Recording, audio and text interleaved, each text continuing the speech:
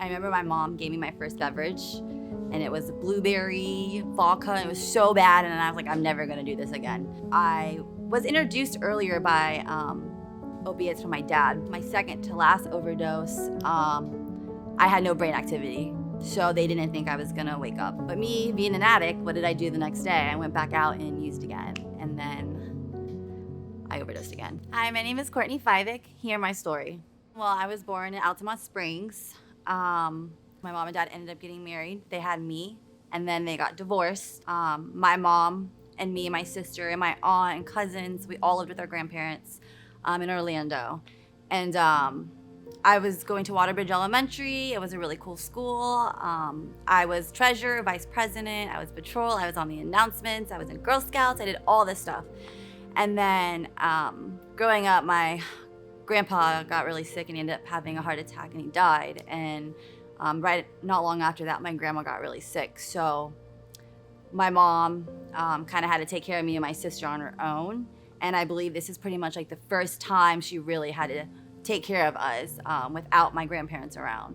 And so we lived in a house by ourselves, but she couldn't really afford it at the time, so we ended up actually moving in with my dad. Me and my sister didn't want to live with our dad.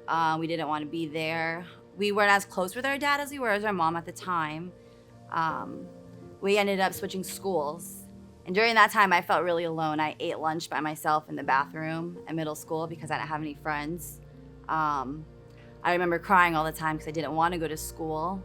We had like a lot of animals. We had a lot of cats, so I would always end up going to school smelling like cat pee and smelling like cigarettes, and I would get made fun of, and the teachers would ask if I'm the one smoking the cigarettes, and it wasn't me, but I had to lie and say it was kids from the bus stop. And I remember when I was younger, kind of like surviving. I was in survival mode. It wasn't living mode. I wasn't having fun. I remember just there was so much chaotic, like fights and arguments, and there was a lot of yelling. And I remember my mom gave me my first beverage, and it was blueberry vodka, and it was so bad, and I was like, I'm never gonna do this again. It was New Year's Eve, and then a couple months later, I started smoking marijuana. And then from there, it kind of went on to rolling ecstasy, PCP. Eventually I got into cocaine, and then I would just stay up all night, go to work as a manager at my job, and then go back out and party. And seeing the sun come up right now to this day, I would get such bad PTSD even now because I would just be up all night. And then after I went on from cocaine, I met someone, and I was introduced earlier by opiates from my dad, but my addiction really started when I met someone and I started doing Percocets. And so after that, I hit a really big low. Like I lost everything, my car, my house, my cat died. I lost my position as a manager at my job. I was demoted. I lost friends. I lost everything. I was living house to house, different houses, but people, I was really low. And then thinking that could take me even lower, I got hooked on fentanyl. And so I was doing fentanyl all the time, literally all the time. And to this day, I'm so amazed that I'm still here. There has to be something bigger for me because the amount I did. And, in my addiction, some of my darkest times, I ended up on probation. I violated 4-5 times in 1 year, and I still didn't care. I still continued to use.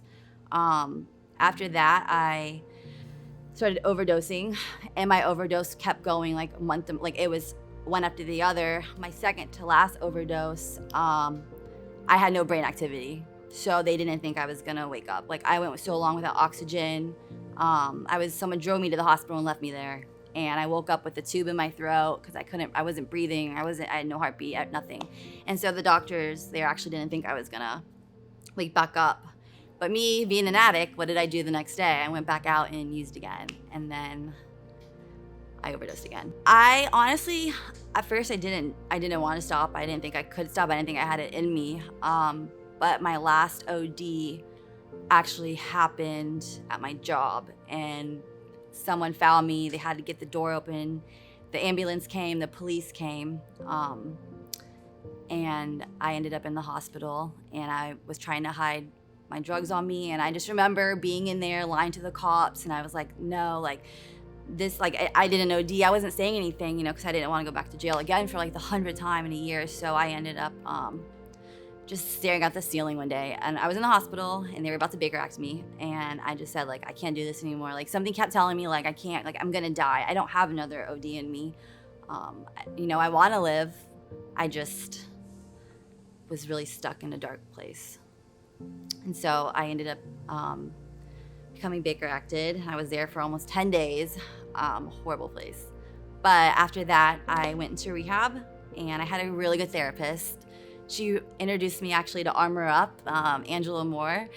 And I was so nervous because I never thought I would be able to put myself in a healthy environment, because all I knew was chaos. I was self-sabotaging myself with just chaos. That's all I knew. And so I found Armor Up, and I really thought about it long and hard, and I was like, I'm gonna go there, this is where I'm gonna go. And unfortunately at the time, Angela did not have a bed, and so I extended my days there at rehab. And I talked to Angela, and she said, if it's meant to be, God will make a way. And I ended up in Armor Up, and I'm now 1 year and like almost 2 months clean. This is the longest I've been clean my whole entire life.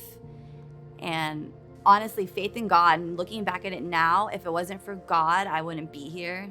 I feel like I shouldn't have been here, but God did save my life. He did bring me back.